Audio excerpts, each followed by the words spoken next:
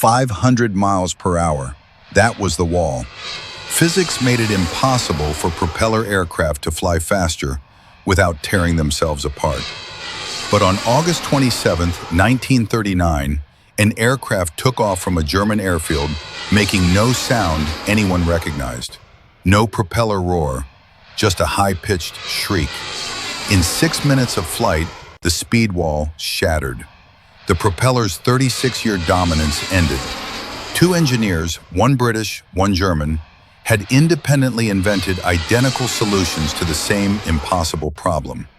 They never met, didn't know the other existed, yet both reached the same conclusion. Continuous combustion through a tube, exhaust gases creating thrust. The jet engine. One flew first, the other built better. By 1945, their competition had created technology that powers every commercial airliner today. This is the story of parallel innovation, how engineering competition between enemies created the future of flight, and why the winner of the race still lost the war. Aircraft were hitting a fundamental limit. Fighter speeds had plateaued at 350 to 400 miles per hour. Bombers struggled to exceed 300 miles per hour.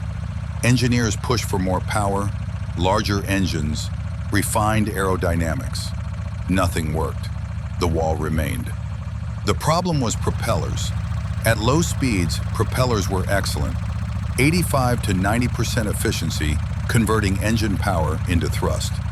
But efficiency collapsed at high speeds. At 400 miles per hour, efficiency dropped to 70%. At 500 miles per hour, it fell below 50%. Beyond that, propellers became nearly useless. The physics was brutal. Propeller tips moved faster than the hub. A 10-foot diameter propeller, spinning at 2,000 revolutions per minute, experienced tip speeds approaching 700 miles per hour. Add the aircraft's forward speed, and tips exceeded 1,000 miles per hour, faster than sound itself. At supersonic speeds, shock waves formed. Air couldn't move out of the way fast enough. Drag increased catastrophically. Efficiency vanished. Propellers vibrated violently, broke apart, destroyed aircraft. This was the speed wall. No propeller aircraft could exceed approximately 500 miles per hour without encountering compressibility effects that made flight impossible. But what if you eliminated propellers entirely? Frank Whittle was a 23-year-old Royal Air Force officer studying at Cambridge. His thesis proposed a radical idea: replace propellers with continuous combustion. Burn fuel inside a tube. Let expanding gases shoot out the back.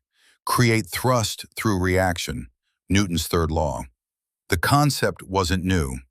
Rockets used reaction engines, but nobody had built a practical air-breathing jet engine for aircraft. Whittle identified 4 critical challenges. Challenge 1: compression. Combustion requires compressed air. Piston engines used pistons. Whittle proposed a rotating compressor, essentially a fan that squeezed air into smaller volume, increasing pressure. Could a rotating compressor generate sufficient pressure? The mathematics said yes. The engineering remained unproven. Challenge 2: combustion. Burning fuel continuously at high pressure without creating unstable flames or blowouts. Piston engines burn fuel in discrete cycles, controlled, predictable. Whittle needed continuous combustion that remained stable despite varying pressure and flow rates. One flame out at altitude meant catastrophic engine failure. Challenge 3: turbine. Exhaust gases needed to drive the compressor. This required a turbine, blades extracting energy from hot, high-velocity gas.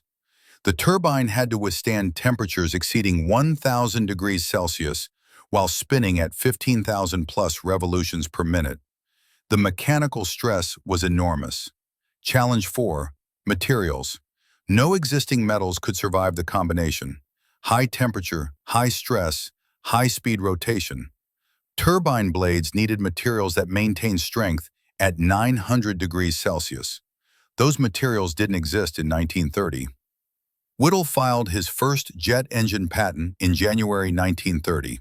He was 23 years old, a junior RAF officer with revolutionary ideas and no funding. The Air Ministry reviewed his patent. Their assessment? Impractical. The engineering challenges were insurmountable. The materials didn't exist. Fuel consumption would be excessive. They declined to fund development. Whittle's patent lapsed in 1935 due to non-payment of renewal fees. He had no money, no institutional support, no path forward.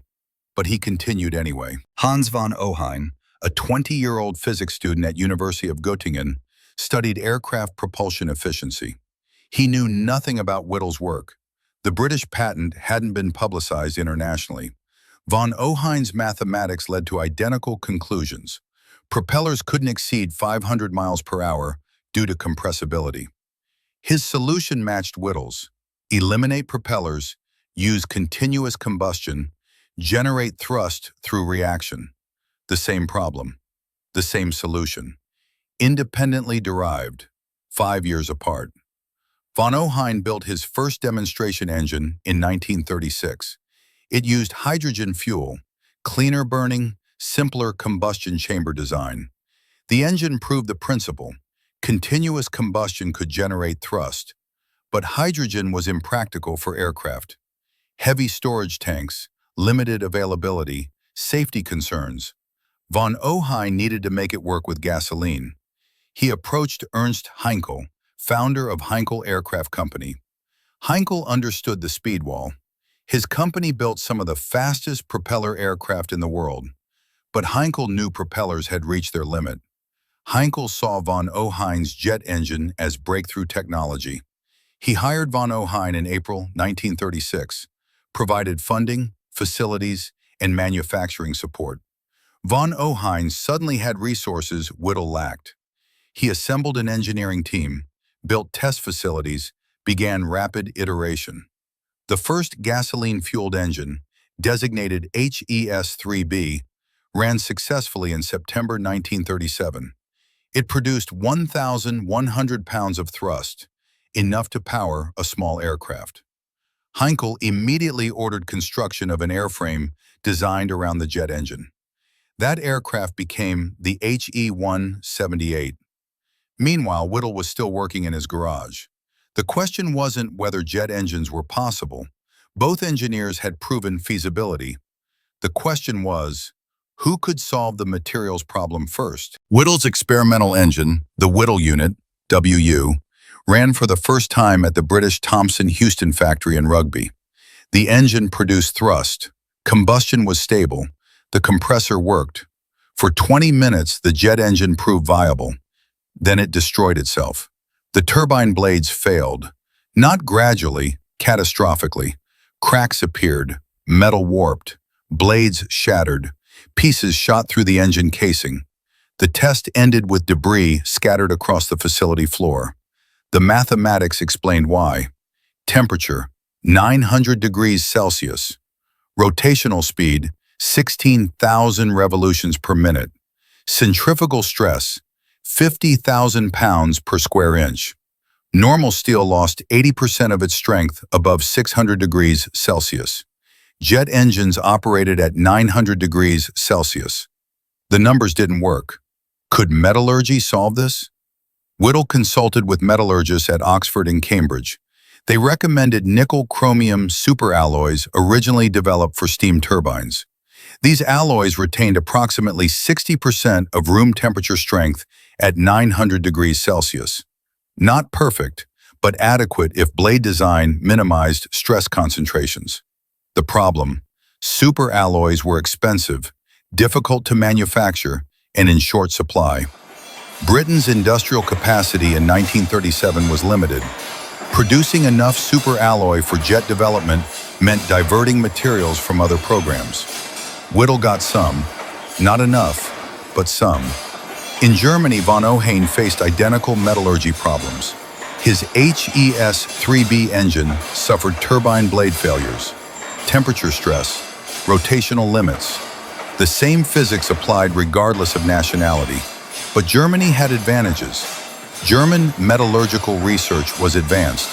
The Krupp Steelworks had developed high-temperature alloys for industrial applications. Manufacturing capacity was greater. Von Ohain got better access to materials.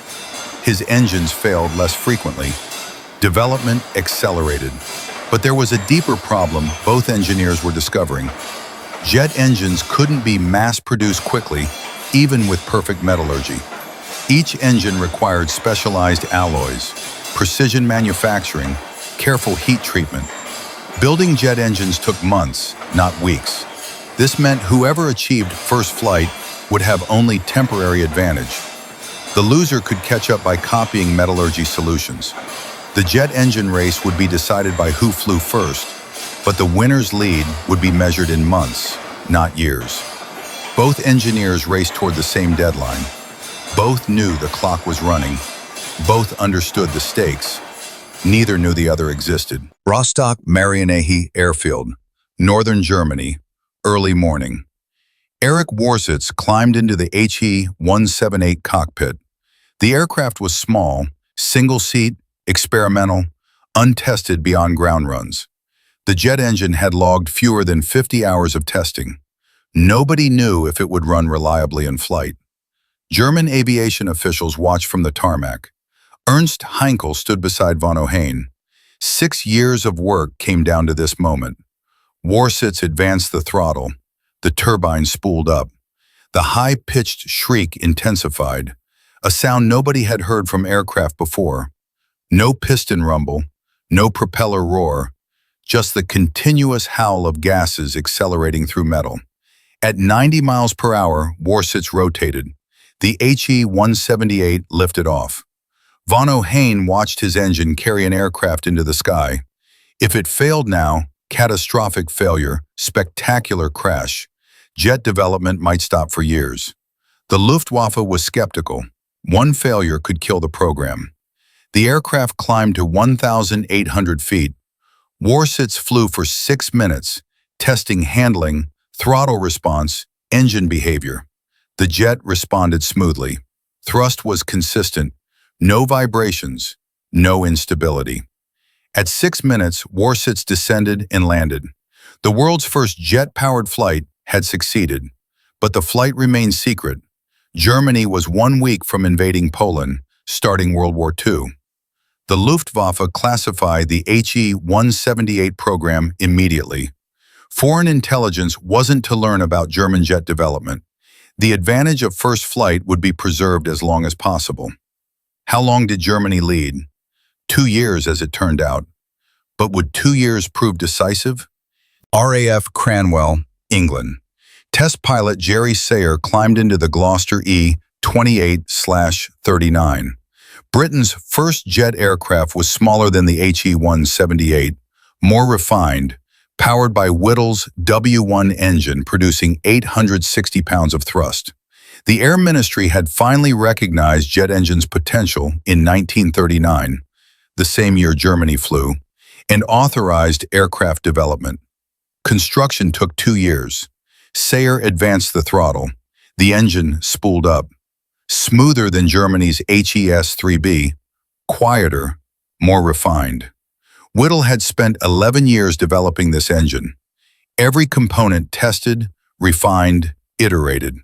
The British jet was 2 years behind Germany's first flight, but more advanced technically. The E-28/39 lifted off at 17:35 hours. Sayer climbed to 3,000 feet and flew for 17 minutes. The engine performed flawlessly. No vibrations, excellent throttle response. Fuel consumption was high, 3 times piston engine rates, but performance justified cost. The Air Ministry immediately authorized production development. The Gloucester Meteor, Britain's first operational jet fighter, entered development in 1942. But Germany was already ahead. The Messerschmitt Me-262, powered by Junkers Jumo 004 engines, developed independently of von Ohain's work, had flown in July 1942. The Me-262 was faster, more heavily armed, closer to operational status. The engineering race had become an operational race. Which nation could field combat-ready jets first? Which could produce engines reliably enough for squadron service?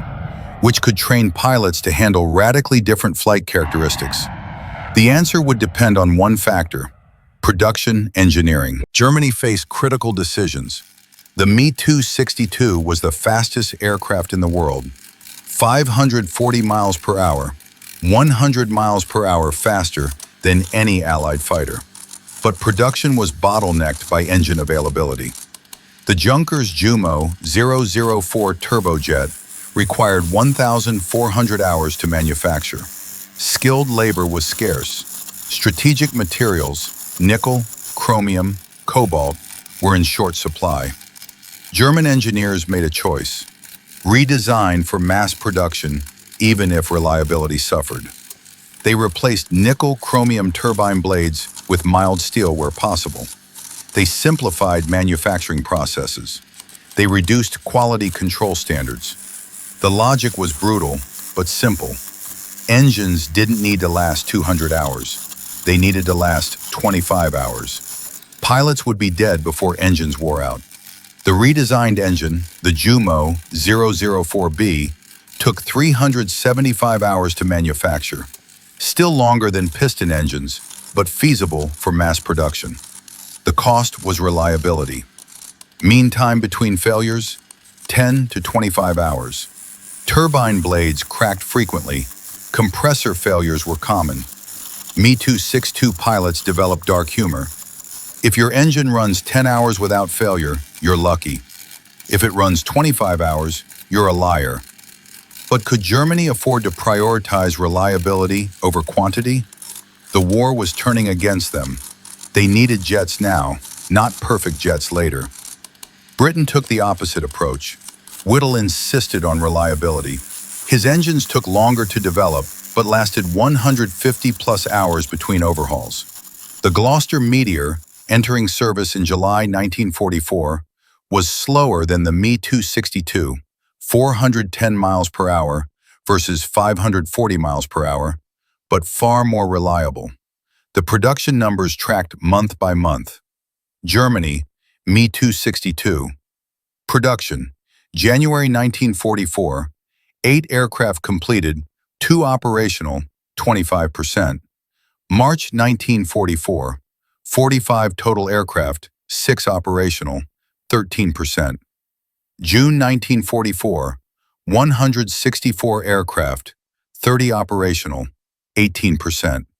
September 1944, 730 aircraft, 110 operational, 15%. December 1944, 1,200 plus aircraft, 200 to 250 operational, 20%. Britain, Gloucester Meteor. Production: July 1944, 16 aircraft, 14 operational, 88%. September 1944, 45 aircraft, 40 operational, 89%. December 1944, 92 aircraft, 85 operational, 92%. March 1945, 210 aircraft, 195 operational, 93%. The trend was clear. Germany produced more aircraft, but fewer remained operational. Britain produced fewer, but nearly all flew when needed.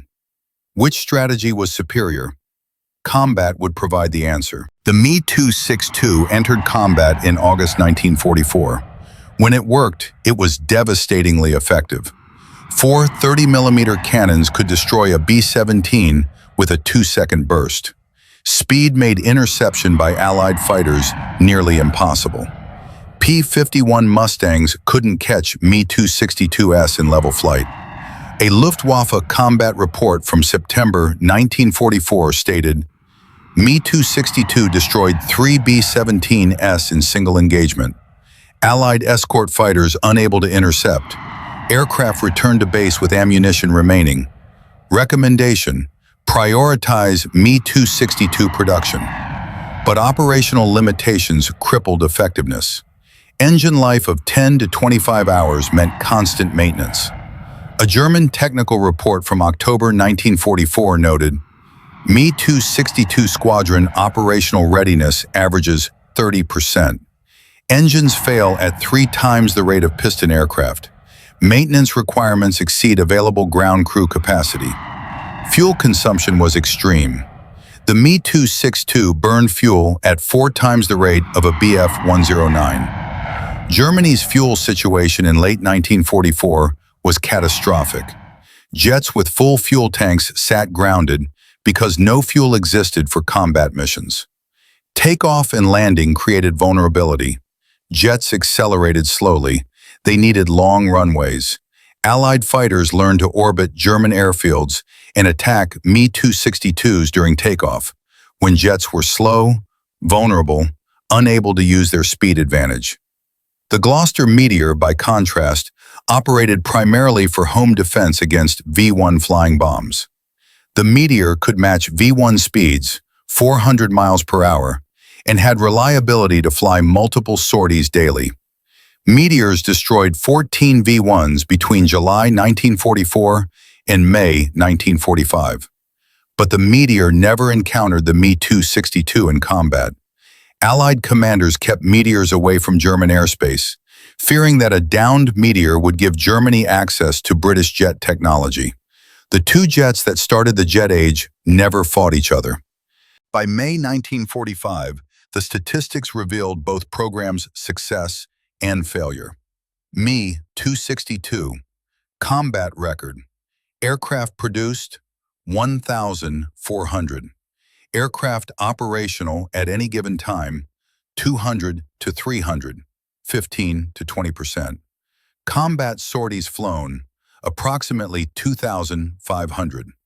Allied aircraft destroyed, 542 confirmed kills. Me-262 lost in combat, 372.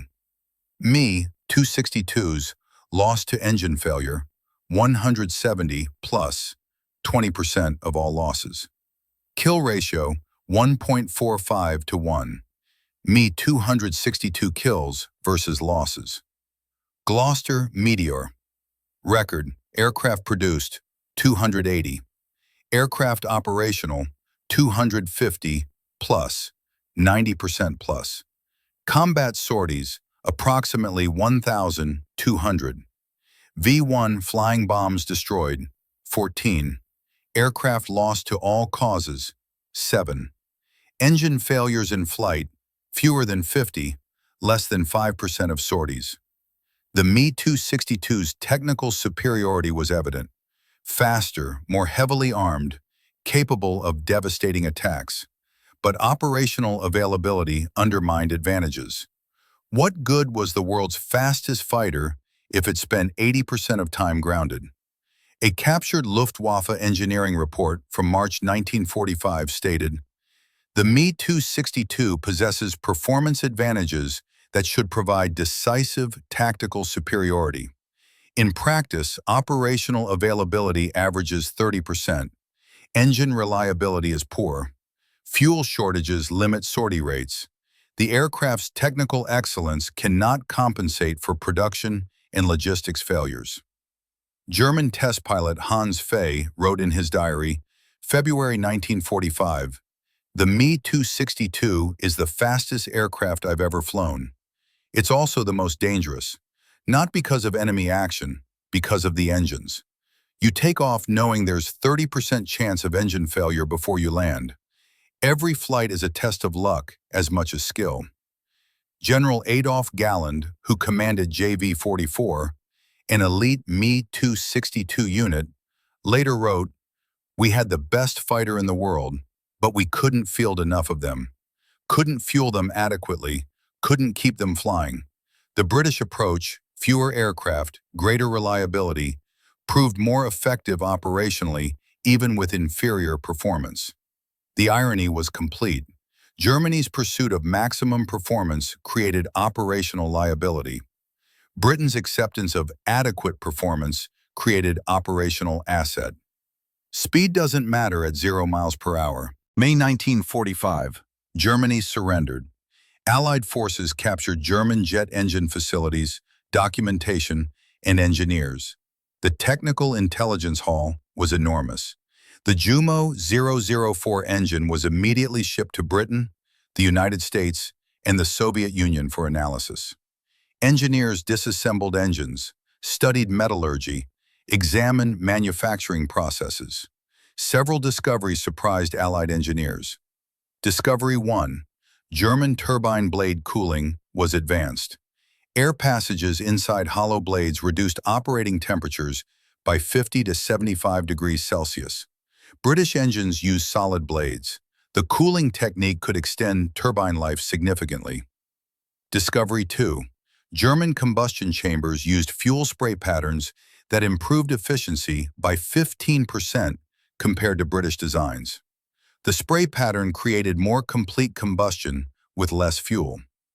Discovery 3. The Jumo 004 compressor achieved higher pressure ratios than equivalent British designs, 6.3 to 1 versus 4.5 to 1. Higher pressure meant more thrust per pound of engine weight. But German engines also revealed shortcuts driven by material shortages. Problem 1. Mild steel turbine blades instead of superalloys. Cost: 50% reduction in operational life. Problem 2.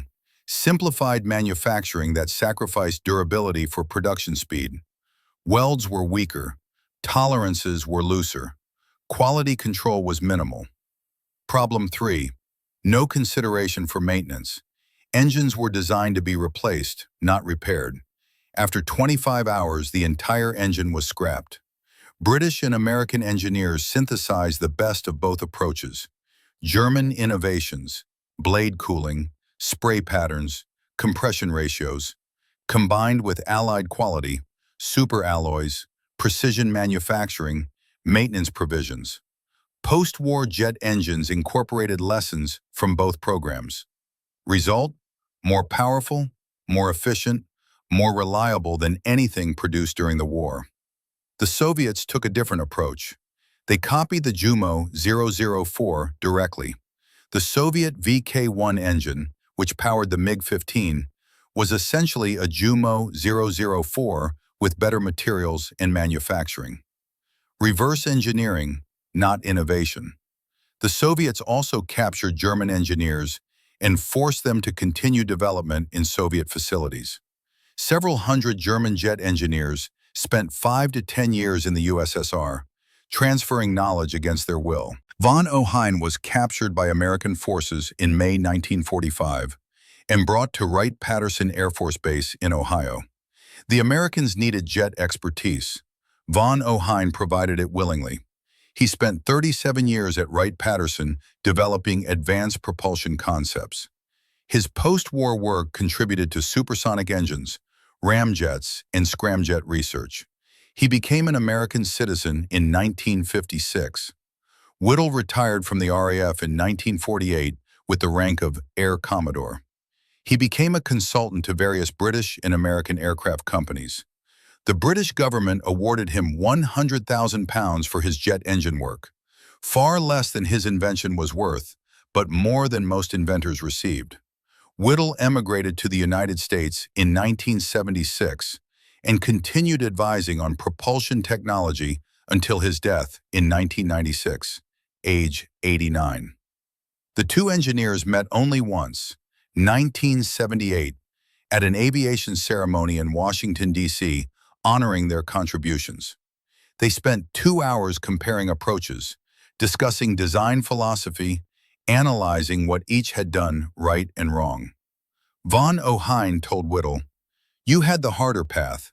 I had institutional support from the beginning. You worked alone for years, fighting skepticism and funding problems. That you succeeded despite those obstacles speaks to exceptional determination." Whittle told von Ohain, "You achieved first flight. That matters in engineering. Being first proves feasibility and vindicates the approach. I may have started earlier, but you got there first, where it counted, in the air." Both assessments were generous and accurate. Both engineers contributed essentially. Both faced similar challenges. Both solved them with similar engineering.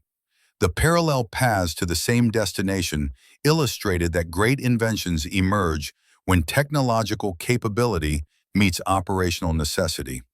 The physics demanded the solution.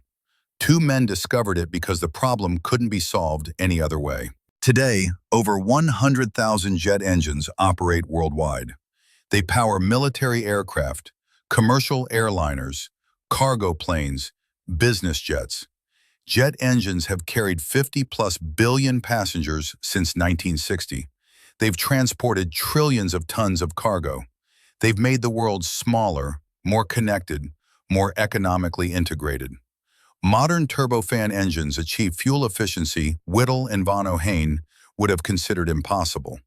They operate for 20,000+ hours between overhauls, 1,000 times longer than Me-262 engines. They produce 100,000+ pounds of thrust compared to the He-178's 1,100 pounds. But remove the modern improvements, and the core design remains unchanged. Air enters the front, gets compressed, mixes with fuel, burns continuously, exits at high velocity, creates thrust. That's Whittle's 1930 patent. That's von Ohain's 1935 design. That's the fundamental invention both engineers created independently because physics demanded it. The jet engine story teaches several principles that extend beyond aviation. First, fundamental problems often have unique solutions. When two engineers working independently reach nearly identical conclusions, it suggests the solution space is constrained. The physics of the problem limited possible approaches. There was essentially one way to break the speed wall, given 1930s to 1940s technology. Second, first mover advantage is temporary if technology is replicable. Germany flew jets in 1939. Britain flew jets in 1941. The gap was 2 years. By 1944, both nations had operational jet fighters. Technology spreads rapidly once proven feasible. Third, production engineering matters as much as design engineering. Germany designed faster jets but couldn't produce them reliably. Britain designed slower jets but manufactured them consistently. Operational availability determined effectiveness more than performance specifications. A grounded Me-262 at 0 miles per hour loses to a flying Meteor at 410 miles per hour. Fourth, institutional support accelerates development but doesn't guarantee quality. Von Ohain had Heinkel's backing from 1936. Whittle worked with minimal support until 1939. Von Ohain achieved first flight faster, but Whittle's engines were more refined when they finally flew. Resources enable speed. Time enables refinement. Both matter. Fifth, war changes engineering priorities. Peacetime development emphasizes efficiency and reliability. Wartime development accepts lower reliability for faster deployment. The Me-262's 25-hour engine life would be catastrophic in peacetime, but was deemed acceptable in combat. Context determines acceptable trade-offs. The speed wall that propellers couldn't break has long since been surpassed. Modern jets routinely fly 600+ miles per hour. Military jets exceed 1,500 miles per hour. Supersonic transports cross the Atlantic in 3 hours. All made possible by continuous combustion in a tube. The simple, elegant solution two engineers discovered because the problem demanded it and physics enabled it. August 27, 1939. 6 minutes in the air. One test flight. The He-178 proved jet engines could work. Germany won the race to first flight. July 27, 1944. The Gloucester Meteor entered squadron service. Britain won the race to reliable operations. By May 1945, Germany had produced 1,400 Me-262s. Britain had produced 280 Meteors. Germany built 5 times more jets, but Britain's jets flew when needed. Germany's sat grounded. The final statistics revealed the ultimate irony. Total jet combat sorties, August 1944, May 1945, German Me-262, 2,500 sorties from 1,400 aircraft equals 1.8 sorties per aircraft. British Meteor, 1,200 sorties from 280 aircraft equals 4.3 sorties per aircraft. Britain extracted 2.4 times more operational value from each jet produced. The slower aircraft with fewer advanced features proved more useful than the faster, more sophisticated design. Germany won the engineering race. Britain won the operational war. In the end, wars aren't won by the fastest aircraft. They're won by the aircraft that actually fly. Two engineers invented the jet engine independently because physics demanded it. One flew first, one flew better. Both changed aviation forever. The technology that started as a weapon became the foundation of global travel. The invention born from competition between enemies enabled the peaceful connection of the world. German pilots laughed at early British jets, calling them slow and unsophisticated. British pilots flew their unsophisticated jets day after day, mission after mission, while German pilots watched their sophisticated jets sit idle, awaiting engines that never came. Speed matters. Reliability matters more. That lesson, learned through millions of pounds sterling and thousands of engineering hours, remains valid today. The jet engine succeeded not because it was fast, but because it was inevitable. Physics permitted it, engineering enabled it, necessity demanded it. The propeller had ruled aviation for 36 years. In 6 minutes on August 27, 1939, that era ended. The jet age began. And two engineers who never met, never spoke, never knew each other existed, share credit equally for inventing the future of flight.